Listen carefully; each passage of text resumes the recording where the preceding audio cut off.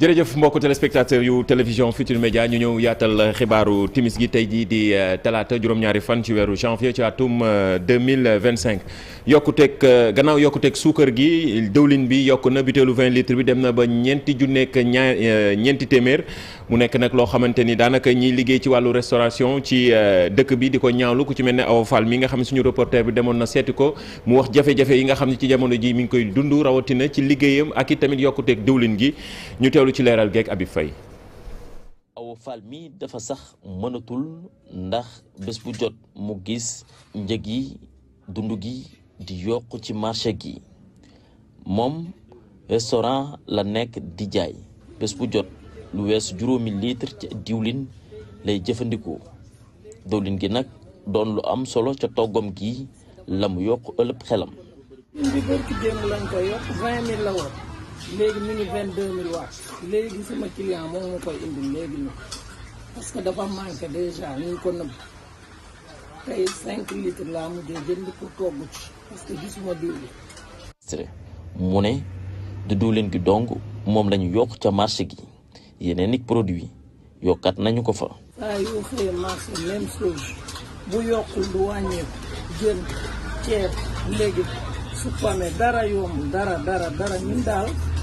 liggéey boo xasa taam mënoo koo bàyyi mais chaque jour boo xëyee li ngay jaay moom ngay utiliser waat. muy woo gouvernement bu Sénégal mu jàppale askanam. bu ñu jàppale daal wàññi ñu bagage yi nga mën a am looy sutur loo fay lu yàgg. diwlin gi doon lu amuk solo ca togg ga muy def jamono ji yokku na loolee sonal na ko lool ndax bëggut bàyyi liggéeyam di ñàkki clientam.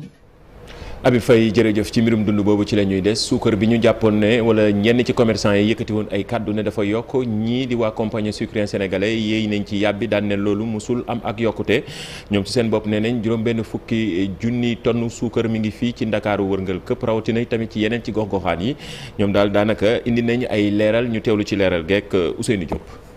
jamono ji yenn commerçant yi li ñu xamle mooy suukar dafa manqué prix bi itam dafa yéeg waa compagnie sucrière sénégalaise wax ju nu mel ñu daat koy dàq ñoom nag jàpp na ni lu toll ci juróom-benn fukki junni ci ay tonnes mi ngi ci seen ay magasin te jamono jii commerçant yi ñu ngi chargé di yóbbu ci place yi. bi démarré campagne ba léegi produit nañu lu toll ci 40 000 tonnes de sucre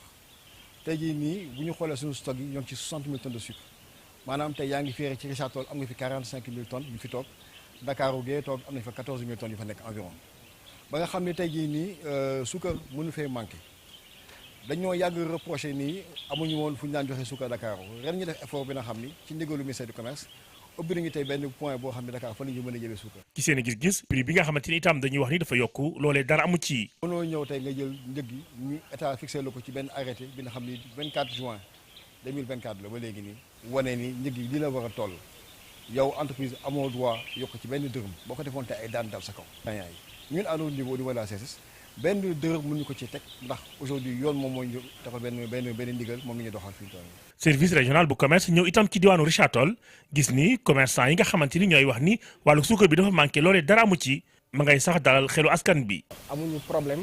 par rapport ak disponibilité des produits amuñu problème aussi par rapport ak prix yi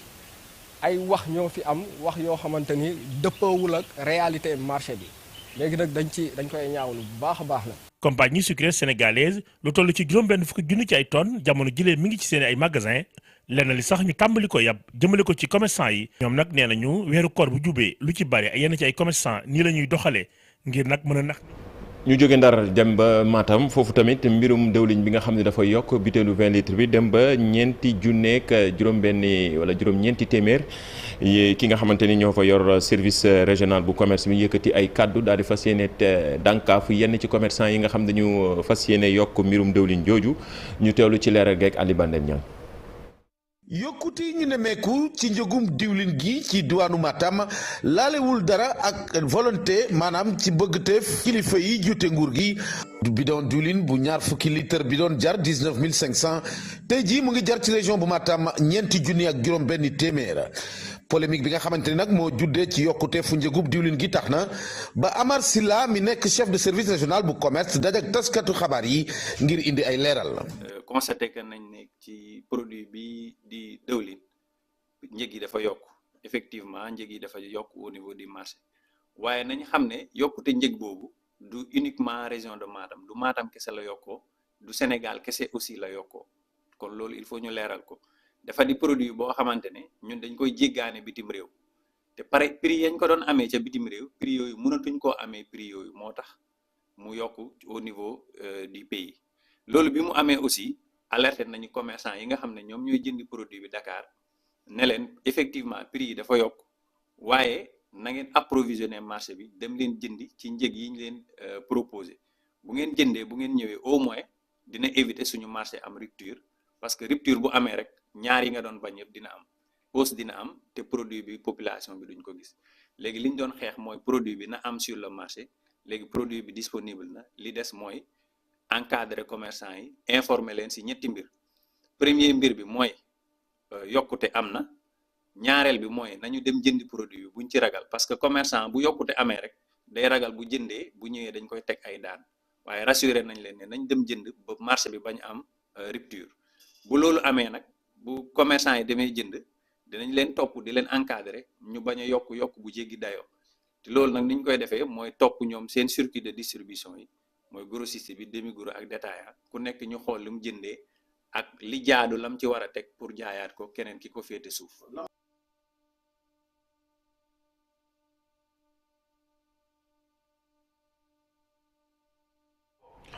ci mbirum yokkuteeg dëwlin geeg suukar soosu kii jiite commerce intérieur Mouhamadou Bamba Ndaw indi na ci ay leeral li waral yokkute gi ak i tamit fësal ni lu tolloog juróom-benn fukki junni tonn ci wàllu suukar mi ngi ci Ndakaaru ak i tamit wax na ni mbirum dollar bi nga xam ne ci jamono ji dafa yéeg loolu moo waral yenn ci prix yi mu xaw a yéeg tuuti ñu séq nag waxtaan Pape Fara ñi ngi ñu teewlu ay kàddoom moom Ahmadou Bamba Ndaw nekk directeur bu commerce intérieur. ci wax ni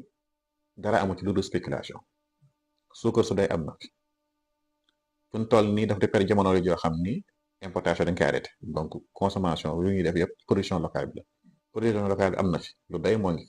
lan moo des mooy sunu mbokk commerçant yi ñoom ñu tàmboon di liggéey ak importation bi nga xam ne nag dañ lay doon instant ñu dem jënd ci production locale pour jox ko population bi loolu nag mooy am yéex-yéex ndax loolu saa su ne dañ koy yàgg di jàngoonteel fi léegi ngay arrêté importation yi ak ñoom bu ñuy dem di tàmm dem di jëndi jeeg si seet yooyu day am yéex-yéex boobu nag day am benn impact marché bi ndax xëy na offre bi day wàññeeku bu wàññeeku ñu yaakaar ni spéculation dugg ci ndax naan la ci dëwlin ji dëgg la am na benn changement de prix changement bi lu ko waral lenn la mooy dëwlin bi dañ koy jëgaane fu ñu koy jëgaane nag prix bi dafa soppeeku bu gaaw ñu ne nag léegi balaa ñuy téye sunu marché bi di wow xam ne dootuñu am produit bi ñu ne nañ dugal leen marché bi ñu xool léegi ban njëg entendant ñu xool ban mécanisme la nii teg en place pour mën a continuer loolu ndax tamit yokkute googu fépp la donc du dëwlin kese mais tout ce qui est corps gras boo xoolee ci mondialement dafa commencé yokk ndax demande bi dafa metti lool ndax période bi mais tamit offre bi dafa wàññeeku moo waral léegi ñu ne comme que noonu la dugal leen dëwlin bi ñu téye seen marge yi moo tax marge yi fi amoon yëpp moom leen di maintenir moo tax dëwlin ji yokkute bu gars yi di wax ni yeggul noonu ndax xëy na bu néew ñu ngi woon ci 100 francs ñoo ngi woon ci 1000 francs xëy na ñu ngi ci ay 1100 francs boor yooyu lañ cey nekk ndax ñu rek permettre du marché bi am dëwlin mais lii c'est transitoire pour permettre juste le temps ñun ñu xam ban mécanisme li ñu mettre en place ndax option yi day bëre mais dañuy xool ban moo gën a adapté. mu nekkoon kaddu Ahmadou Bamba Ndaw nekk directeur bu commerce intérieur doon yëkkati ay kaddu seq kook waxtaan ak Pape Fara Ñing ci yokkuteeg diwlin geeg suukar si. ñu wax ci leneen jàll ba Ziguinchor ña fay dawal moto yi ñu duppee moto Jakarta yi ñoom dañu mer ba futt ndaxte lii état bi jël comme ndogal daal di fas yéene joyanti seen milieu boobu moo tax nag ñoom ànduñu ci moo tax ñu mer ba futt dajeek taskatu xibaar yi ñu teewlu kaddu kenn ci ñoom di Ansou Badji moom mi jiite Jakarta man yi foofu ca Ziguinchor ci micro Boubacar Diassi.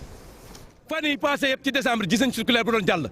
ñun nag ñu ngi koy soog a jot tey mooy circulaire bi officiellement gis ngeen ko. tâche baa ngi nii tey laa koy soog a jot boo gisee Ziguinchor génn tey mooy circulaire bi tey la ko soog a jot parce que ñu ngi ñuy teg ay points yi nga xamante ni pour nee nañu dañ ñu bëgg a jàppale alhamdulilah état bu la ne day jàppale dañ koy ne alhamdulilah mu ne day dem pour immatriculation gratuite des motos waaw gratuité waaw li nga xamante ne moom la concerné nee na moom nga la ñu dul fay mais impôt et domaine bi ñaata la ñun xamuñu ko waaye ci kaw loolu am na plaque bi nga xamante ne 28000 la am na assurance bi nga xamante ne 1 an et 30000 la am na leneen ak leneen yu ci nekk am na ay gàllankoor ci kaw loolu dañu bëgg ministre bi dégluñu ñun la base ñun les régions ñun ñi nga xamante ne ñooy le bas peuple ñun ñi nga xamante ne joxuñu liggéey waaye ñun ñoo créé suñu liggéey pour jàppale Sénégal xale yu fi nekk ni tey ñoom ñëpp ñoo utal seen bopp moto ñoom ñëpp ñoo utal seen bopp xëy kon tey war ñu leen gàllankoor tey dañ leen war a déglu dañ leen war a jàppale bi nga xamante ni may leen ay permis de conduire fa la ñu war a commencer la gratuité des permis de conduire moom la ñu bëgg immatriculation bi après la ñii amuñu permis de conduire ku ci jógee après mën nga dem dugg ci oto yi loolu la ñu war a jiitu te suñ koy defuñu ko te laaj ci ñu def nañ ko ñu yem ci ak waa Dakar 3 mois yi dafa gàtt merci beaucoup 3 mois yi mënoo ko immatriculer Sénégal yëpp procédure bi dafa compliqué parce que benn service des mines la rek pour toute la région loolu mooy tey suñu naqar ñu ñëw tey nag di relayer information bi di wax xale yi ñu ngi ci ay jéego dinañu jéem a wut ay audience ak suñuy autorité pour waxtaan ak ñoom. ci Ziguinchor boobu ci la ñuy deseni daal di waxtaanee njàng mu kawe mi rawatina daara ju kawe jafa nekk di université Assane Seck foofu nag njàng ma tàmbali na moo tax étudiants yi bég ci lool ci jafe-jafe yi nga xam ne dundoon nañ ko ay bés yi ñu génne ndax grève bu yàgg ba fa am ñu teewlu ci leeral geeg Boubacar Dia Seck Lamine Mandia. gannaaw bi ñu toogee ab diir ndax ab grève bu ñu sumboon étudiants yi université Assane Seck bu Ziguinchor tàmbali nañu waat seeni jàng bi mu doon ab décision bu ñëpp rafetlu rawatina yii la étudiant. pour man reprise mi moom kay baax na quoi parce que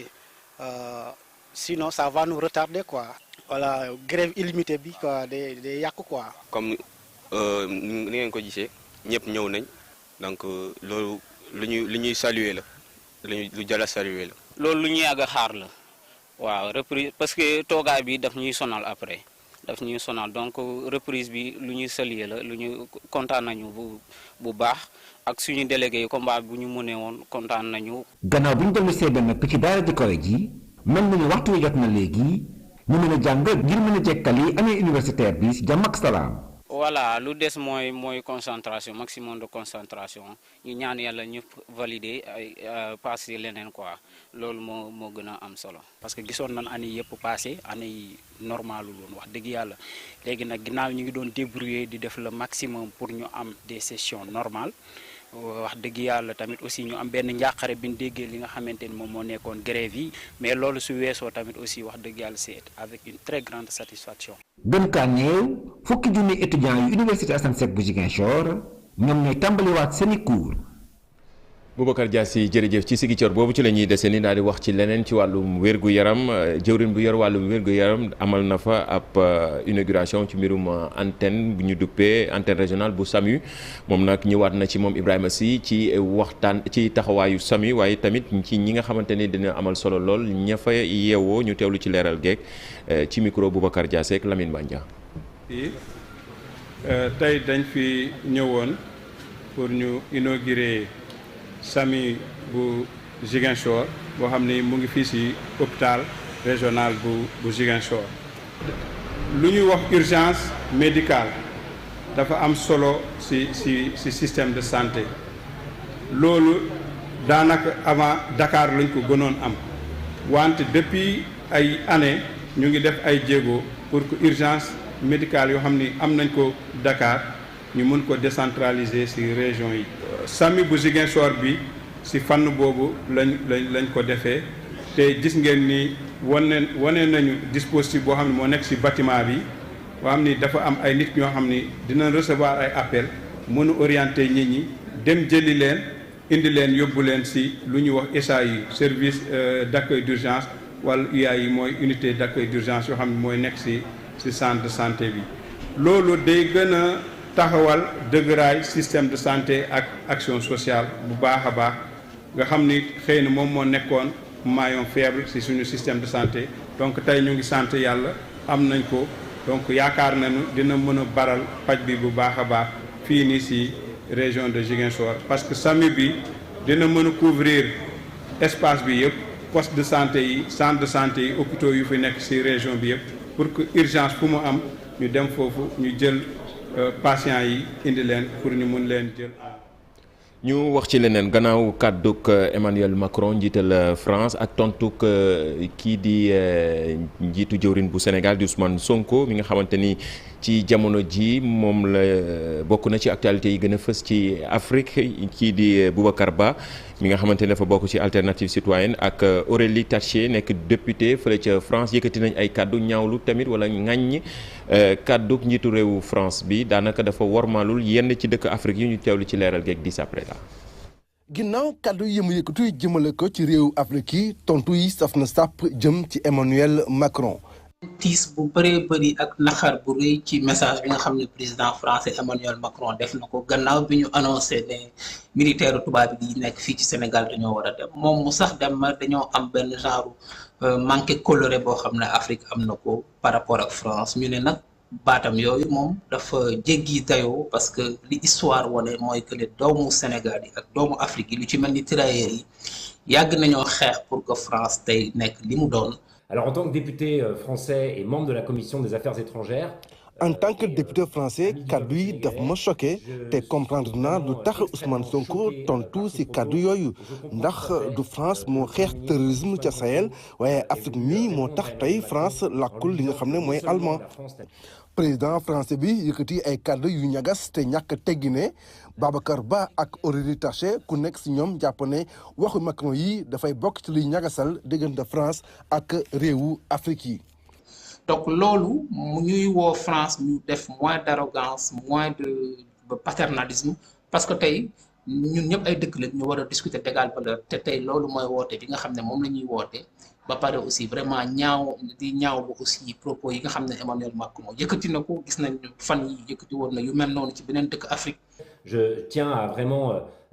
man li may def mooy jéggalu peuple sénégalais bi ak africain yi ndax président boo xam ne dafa illégitime comme Macron di saltal kàdduy France ñun mënuñu lu dul jéggalu te ñu xam ne France am na yenn kàddu yoo xam ne dafa wute ak yosam. ci fàttali bi mu yëkkati kàddu yu ñagas yi mu ngi nekkoon ci réunion annuelle boo xam ne ambassadeur de France yi ñoo ko organisé woon Macron daal di wax ne France dafa amoon raison intervenir militairement fële ca Sahel que sax dirigeant africain yi dañ koy fàtte remercier te bu nekkul woon France kenn si ñoom du am sax am réew bu mu gouverner. ñu wax ci leneen wax ci wàllum diine ñaar fukki fan moo des ci ñu amal appel Seydina Limamul Mahdiyu Laay fii ci Ndakaaru fële ca Cambérène nag amal nañu ab seetal boo xam ne ñuy waajal bés bu mag boobu waaye am seetlu nañ ni am na yenn yoo xamante ne war nañ ko mën a jooyanti rawatina mbirum lamp yeeg ak yenn ci vidange fosse septique yi ak it yeneen boo xamante ni taxawaay waa LONASE dañ ci war a gën a mën a joyanti ak it yoon yi ngir rek gën a mën a jotale béréb yooyu foofu ca Cambérène moo tax ñuy woo nguur gi ngir mu jàppale leen ñi ñu gën a mën a waajal appel bu Seydina Limamou Laye boobu moo tax Libaas Kan membre mi nga xamante ne bokk ci comité waajal appel bu 2025 bi yëkkati ay kàddu ñu teewlu ko ci micro Abdoulaye Paté Al. ñu ngi fii tey nekk ci programme waajal appel 2025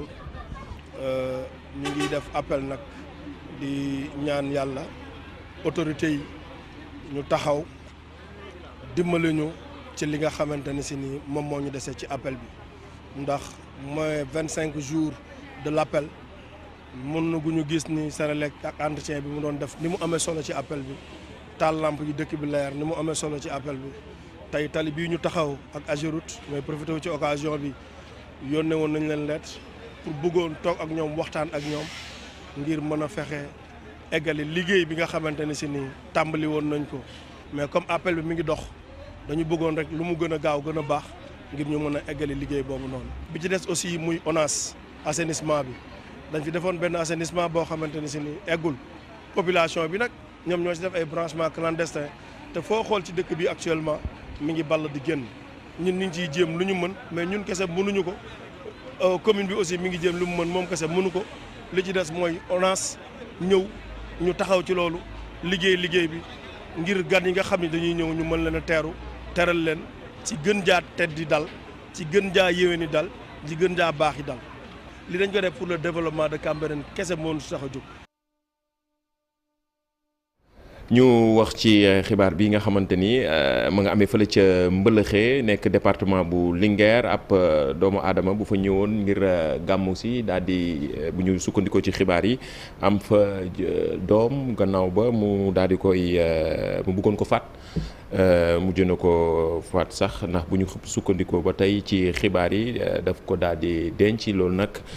bu ñu sukkandikoo ba tey ci xibaar yi nga xamante ne waa gendarmerie ci seen bopp ñoo gis lu ni mel rawatina ci ñi yëngatu ci bérébu fajukaay yi ñoo daal di topp ndaw soosu xamle ni tamit bi mu muccee yàggul moom laaj ko ana xale bi moo tax ñu ànd ceeg waa gendarmerie dem gëstu lu ni mel ba moom ci boppam ñu daal di dem sulli gone ga mu juróon te indaalewul bakken moom nag ñu amal ko foofu ci hôpital Idriss Pouye bu daal di amal ab autopsie. xam naa ni suñu yeneen i jotaay xibaar suñu correspondant ba fa nekk dina ci gën a indi ay leeral.